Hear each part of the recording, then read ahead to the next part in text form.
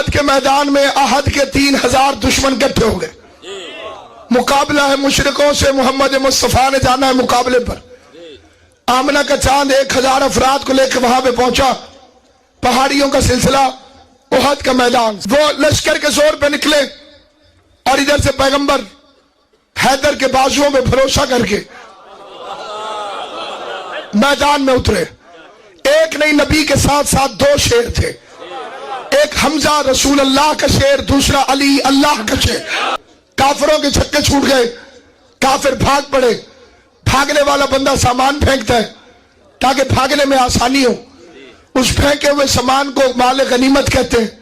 وہ کٹی ہوئی پتنگ کی طرح ہوتا ہے، جس کے ہتھے چڑھ جائے اسی کا. شریف لوگ جو لڑائی سے دور رہتے تھے وہ مال غنیمت اٹھانے میں مصروف ہو گئے، امان اٹھانے لگے.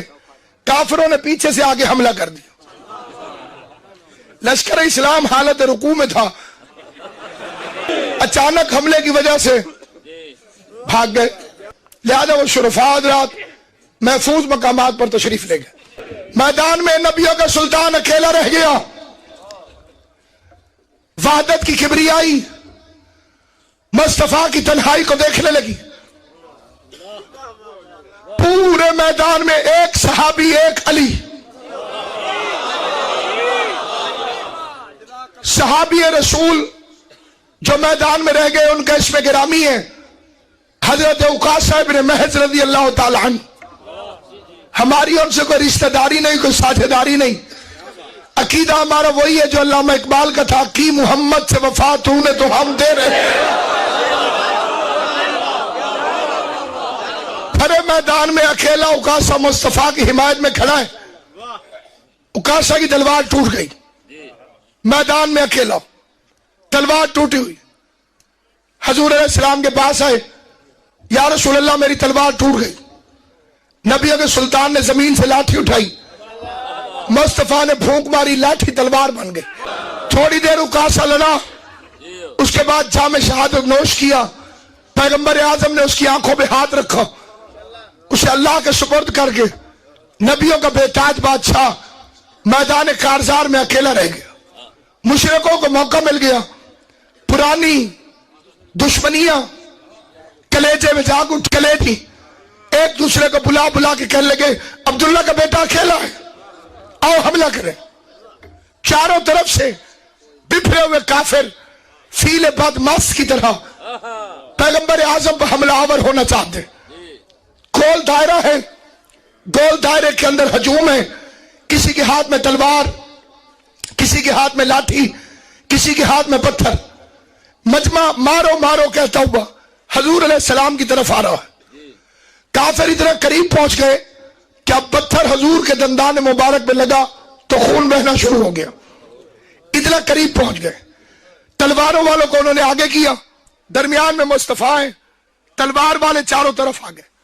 اب انہوں نے تلواریں اس طرح سے سونتی، یعنی اب خدا نہ خواستہ یوں کریں تو بدن مبارک زخمی ہو جائے. چاروں طرف سے بکھرے ہوئے مشرکوں نے مصطفیٰ پہ تلوار تانی. جب مطمئن لہجے میں اللہ کے کریم ترین پیغمبر کی آواز آئی، یا علی. بس علی کی شیخ ختم نہیں ہوئی کہ مشرکوں اور مصطفیٰ کے درمیان سے علی گزر گیا. علی کا گزرنا تھا، پہلی صف کٹ کٹ کے مصطفیٰ کے قدموں میں گرنے لگی. علی نے دونوں ہاتھ اپنے گھوڑے کی رکاب پر رکھے، دائیں ہاتھ میں علی نے تلوار کو رکھا ہوا ہے، اور علی نے تلوار کو یوں چلایا نہیں بلکہ علی نے اپنی تلوار کو یوں ٹیڑھا کر لیا اور محمد مصطفیٰ کے گرد حیدر کرار نے گھوڑے پہ بیٹھ کے چکر کاٹنا شروع کیے. کٹ کٹ کے مشرک گرنے لگے. علی نے محمد مصطفیٰ کے 30 چکر کاٹ کے تاریخ میں لکھوا دیا کہ کل ایمان کعبہ ایمان کا طواف کر رہا. علی کی 70 تلواریں ٹوٹی کیونکہ ہاتھ ادھر کا تھا، تلوار ادھر کی تھی. 70 تلواریں ٹوٹی. پھر پیغمبر کے پاس آئے، میری تلوار ٹوٹ گئی.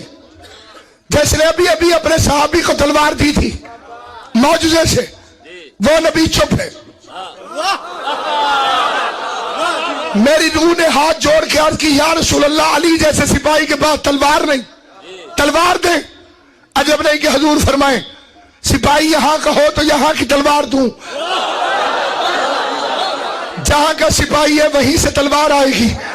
وہ جبرائیل جو موسیٰ کے لیے توریت، عیسیٰ کے لیے انجیل، داؤد کے لیے زبور، مصطفیٰ کے لیے قرآن لے کر آیا، عرش آدم سے اترتے ہوئے تلوار ہاتھ میں کہتے لا فتح الا علی،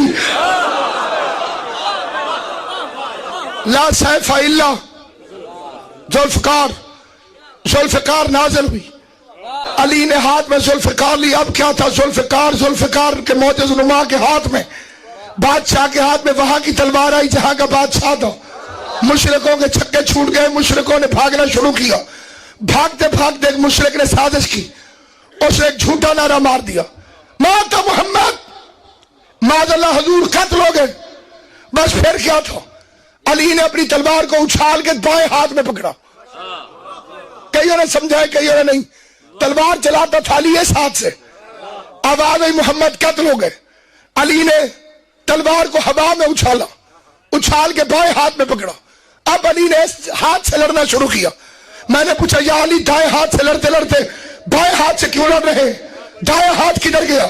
جواب ہے اس ہاتھ میں محمد کو اٹھا لیا تھا اور مصطفیٰ کو مرتضیٰ نے ایسے اٹھایا جیسے شریف قاری قرآن کو عزت سمیت اٹھاتا ہے. جنگ بھی لڑ رہا ہے علی، ہاتھ بھی نہیں ہلنے دے رہا کیونکہ پیغمبر اعظم تشریف فرما ہے. ادب اس ہاتھ میں، جلال اس ہاتھ میں. بار بار علی ہاتھ اٹھاتا ہے اور نعرہ لگا کے کہتا ہے ہاذا محمد، ہاذا محمد، ہاذا محمد. توحید کی آواز مصطفیٰ، اس کا قرضہ یاد رکھنا. آج اس نے تجھے اٹھا کے ہاذا محمد کہا ہے، کل 1.25 لاکھ حاجیوں میں تو اسے اٹھا کے ہاذا علی